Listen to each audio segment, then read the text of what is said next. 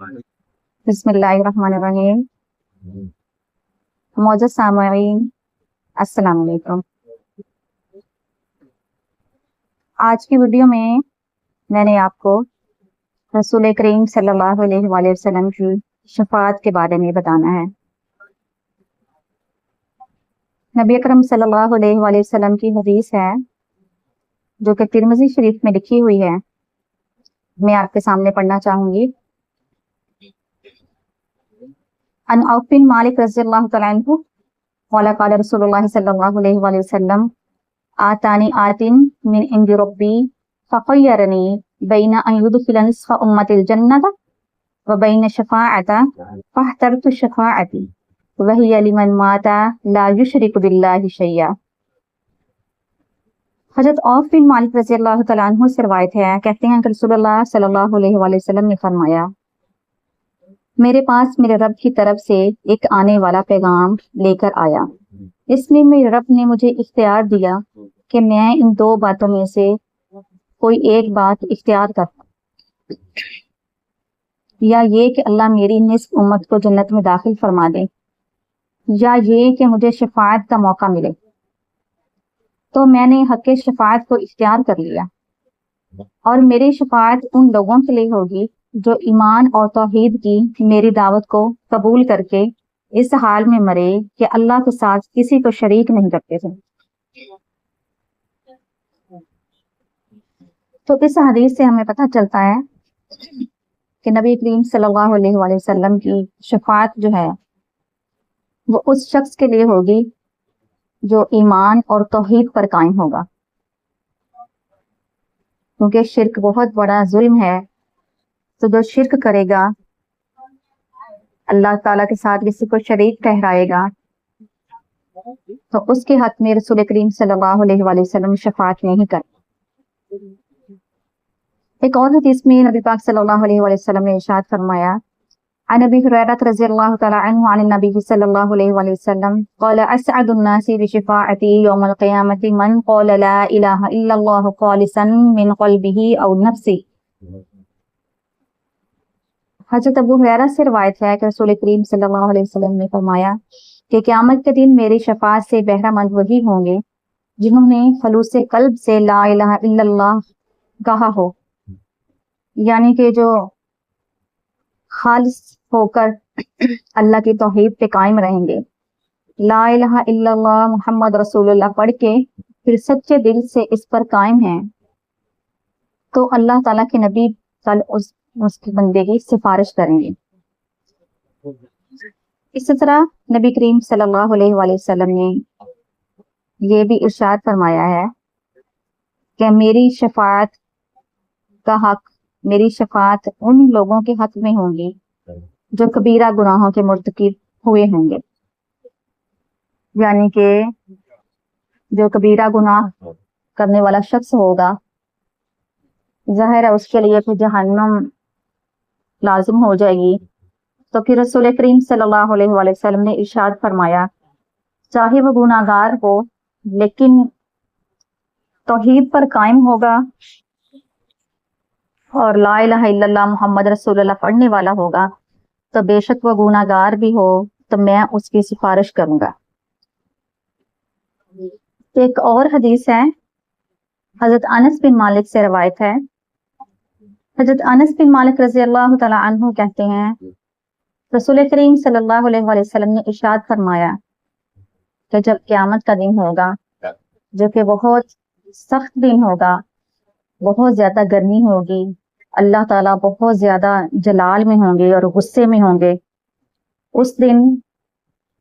लोग इतने परेशान होंगे और उस दिन की सख्ती को बर्दाश्त नहीं कर पाएंगे।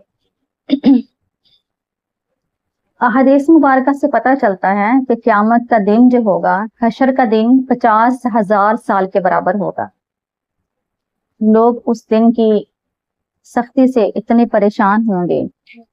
कि अल्लाह ताला से कहना चाहेंगे कि या अल्लाह तो हिसाब किताब शुरू कर, पता तो चले किसने जन्नत में जाना है, किसने दोज़ख में जाना है, ये फैसला हो जाए, कम से कम इस दिन की सख्ती तो खत्म हो। تو سب لوگ جو ہیں وہ اکٹھے ہو کے حضرت آدم علیہ السلام کے پاس جائیں گے، ان کو جا کے کہیں گے کہ آپ اللہ تعالیٰ کے پہلے نبی ہیں اور ہم سب کے والد ہیں، تو آپ ہم سب کی سفارش کیجیے اور اللہ تعالیٰ سے کہیں کہ قیامت کا دن ختم کر دے اور حساب کتاب شروع ہو جائے۔ آدم علیہ السلام کہیں گے لست لہا، حدیث میں الفاظ ہیں، آدم علیہ السلام کہیں گے لست لہا، نہیں میں تو اس قابل نہیں ہوں، میں اللہ تعالیٰ سے نہیں کہہ سکتا حساب کتاب شروع کر۔ وہ لوگ کہیں گے کیوں، آپ کیوں کہہ سکتے ہیں، اللہ کے نبی ہیں، اللہ نے اتنے درجات عطا فرمائے۔ آدم علیہ السلام کہیں گے اگر میں نے کہہ دیا اللہ تعالیٰ حساب کتاب شروع کر، تو اللہ تعالیٰ کہے گا چل پہلے تو حساب دے، کہ جب تجھے کہا تھا کہ جنت میں سے سب کچھ کھانا سوائے اس پھل کے جس کا میں نے منع کیا، تو تو نے وہ کیوں چکھا، تو میں اللہ کو کیا حساب دوں گا، اس لیے کہہ دیا لست لہا۔ اور آدم علیہ السلام کہیں گے تم لوگ کسی اور نبی کے پاس جاؤ، اور پھر خود ہی مشورہ دیں گے کہ نوح کو بھی آدم ثانی ہی کہا جاتا ہے، ان کے بھی بڑے درجات تھے، تم سب لوگ مل کے نوح علیہ السلام کے پاس جاؤ۔ لوگ نوح علیہ السلام کے پاس جائیں گے، ان کو جا کے کہیں گے آپ اللہ تعالیٰ سے سفارش کریں کہ ہمارا یہ جو قیامت کا دن ہے یہ ختم ہو جائے اور ہمارا حساب کتاب شروع ہو جائے۔ تو نوح علیہ السلام بھی کہہ دیں گے لست لہا، اور کہیں گے کسی اور کے پاس چلے جاؤ۔ پھر سب لوگ مل کے ابراہیم علیہ السلام کے پاس جائیں گے، ابراہیم علیہ السلام بھی لست لہا کہہ کے ان کو اگلے نبی کے پاس بھیج دیں گے۔ اسی طرح کرتے کراتے سب لوگ عیسیٰ علیہ السلام کے پاس آئیں گے، تو عیسیٰ علیہ السلام کہیں گے کہ یہ ضرورت صرف حضرت محمد صلی اللہ علیہ وآلہ وسلم کر سکتے ہیں، آپ سب لوگ حضرت محمد صلی اللہ علیہ وآلہ وسلم کے پاس جاؤ۔ جب لوگ حضور کریم صلی اللہ علیہ وآلہ وسلم کے پاس جائیں گے تو حضرت ارشاد فرمائیں گے انا لہا، ہاں میں اس قابل ہوں،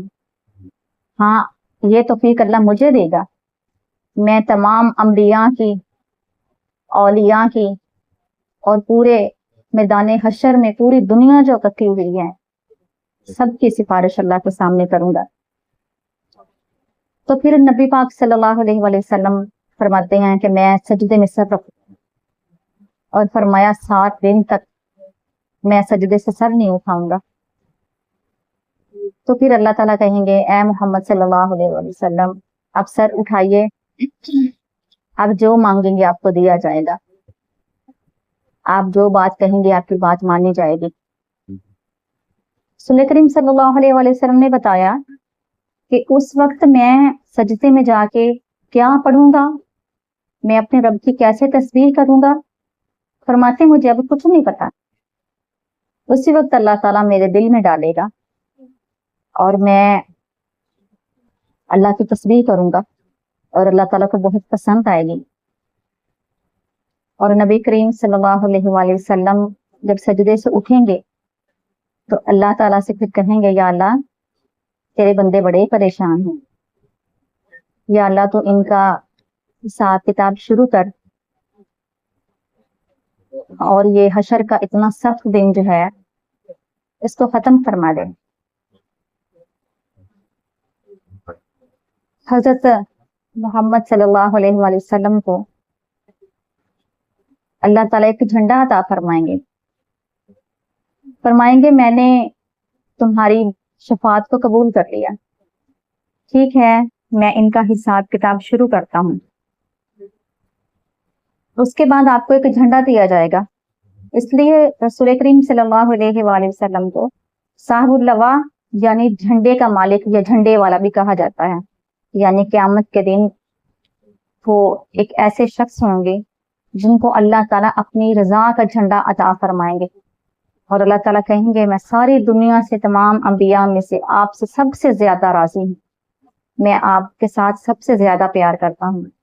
اسی چیز کی نشانی وہ جھنڈا ان کو عطا فرمایا جائے گا۔ یہ جو مقام ہے کہ تمام انبیاء میں سے سب سے زیادہ عزت جس کو ملے گی وہ نبی کریم صلی اللہ علیہ وآلہ وسلم ہوں گے۔ تو اسی مقام کو مقام محمود کہا جاتا ہے۔ نبی کریم صلی اللہ علیہ وآلہ وسلم نے ارشاد فرمایا کہ جو شخص میرے لیے مقام محمود کی دعا کرے گا اللہ تعالیٰ سے، کل قیامت کے دن میں اس کی شفاعت کروں گی۔ سامعین اکرام، جو اذان کے بعد کی دعا ہے اس میں یہ دعا موجود ہے، آتی محمد الوسیلۃ والفضیلۃ والدرجۃ الرفیعۃ وابعثہ مقاما محمودا الذی وعدتہ۔ اللہ تعالیٰ نبی کریم صلی اللہ علیہ وسلم کو مقام محمود عطا فرما جس کا تو نے ان سے وعدہ فرمایا ہوا۔ وعدہ تو پہلے سے ہی اللہ تعالیٰ کا ہے کہ نبی کریم صلی اللہ علیہ وآلہ وسلم کو ہی مقام محمود ملنا ہے،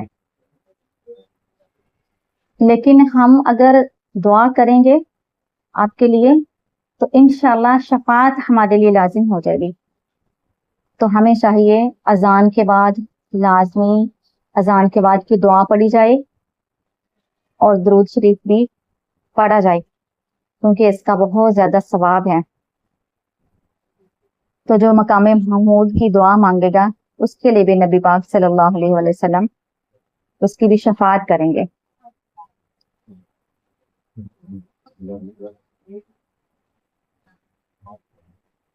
قرآن پاک میں حضرت ابراہیم علیہ السلام کے متعلق یہ آیت ہے،